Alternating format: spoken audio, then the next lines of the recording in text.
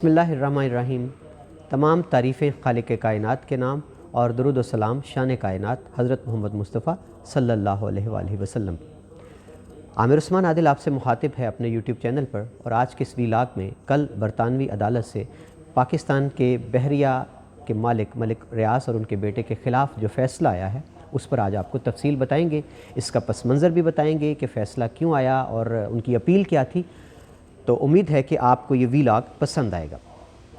कल लंदन की court of appeal में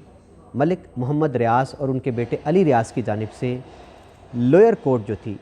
और जो अपर ट्रिब्यूनल था होम ऑफिस का, उसके फ़ैसले के ख़िलाफ़ वो अपील में गए हुए थे। असल फ़ैसला क्या था कि मलिक मोहम्मद रियास और उनके बेटे के पास बरतानिया का कारोबार की बुनियादों पर 10 साल का मल्टीपल वीज़ा था, जिसको होम ऑफिस ने रिजेक्ट कर दिया था, मुस्तरद कर दिया था। ये अपील लेकर गए थे अपर ट्रिब्यूनल में। अपर ट्रिब्यूनल ने भी फ़ैसला इनके ख़िलाफ़ किया और होम ऑफिस का फ़ैसला बरकरार रखा। अब सवाल ये पैदा होता है कि होम ऑफिस ने मलिक रियास और उनके बेटे का वीज़ा क्यों रिजेक्ट किया। हुआ ये कि मलिक रियास ने लंदन में प्रॉपर्टी ख़रीद रखी है और उनके अकाउंट्स भी हैं बैंक में। उनके बैंक अकाउंट्स में दुबई से कुछ ट्रांजैक्शंस हुई, जिस पर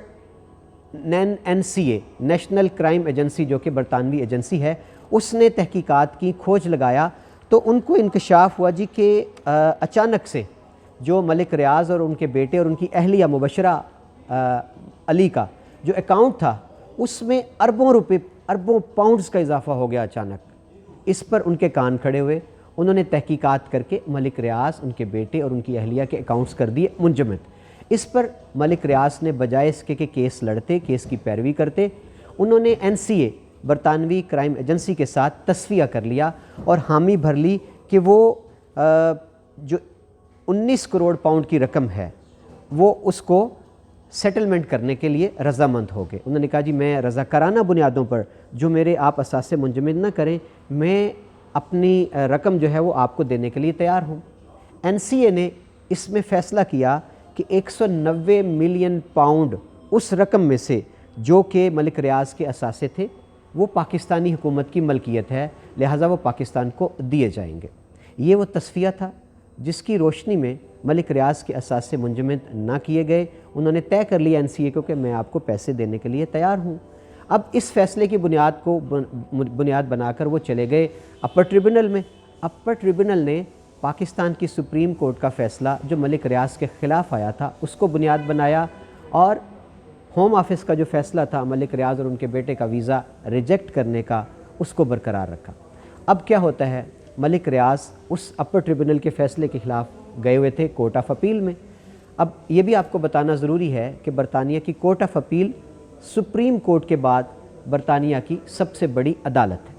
जो अपर ट्रिब्यूनल है वो हाई कोर्ट के बराबर है, और जो कोर्ट ऑफ अपील है सुप्रीम कोर्ट के बाद बरतानिया के अदालती निज़ाम में सबसे बड़ी अदालत है। अब मलिक रियास के वकाला ने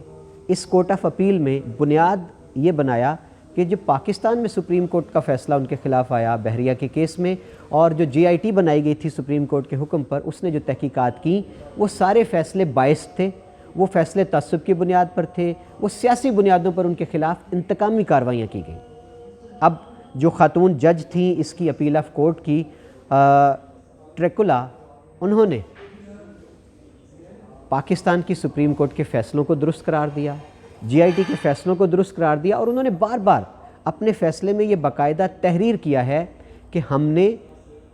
अमीक मुतालिया किया है सुप्रीम कोर्ट के सफ़ात का फ़ैसले के और GIT के फ़ैसले के सफ़ात का भी। तो हम इस नतीजे पर पहुँचे हैं कि सुप्रीम कोर्ट और GIT ने आपके ख़िलाफ़ जिन सबूतों की बुनियाद पर यह फ़ैसला किया था कि आपने पाकिस्तान में बहरिया जो एम्पायर, जो सल्तनत खड़ी कर रखी है, वो बदउनवानी से,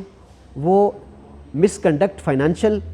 और नाजायज़ कब्ज़े ज़मीनों पर, इन सब की बुनियाद पर आपने पाकिस्तान में बहरिया की एक इमारत खड़ी की, और उसके बाद आपने जो असासाजात पैसा मुंतकिल किया लंदन में, वो पाकिस्तान में सज़ा से बचने के लिए था, अपनी नाजायज़ रकम को बचाने के लिए था। और आखिर में बरतानवी कोर्ट ऑफ अपील की खातून जज ने अपने फ़ैसले में हतमी लिखा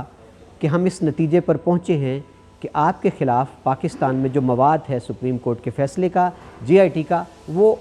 काफ़ी है ये फ़ैसला करने के लिए, ये राय कायम करने के लिए کہ آپ نے یہ سارا کالا دھن اکٹھا کر کے برطانیہ میں منتقل کیا، لہٰذا اب جو ہوم آفس نے آپ کا ویزا ریجیکٹ کیا ہے اس بنیاد پر کہ آپ کرپشن میں لتھڑے ہوئے ہیں، تو برطانیہ کا قانون کسی کرپٹ شخص کو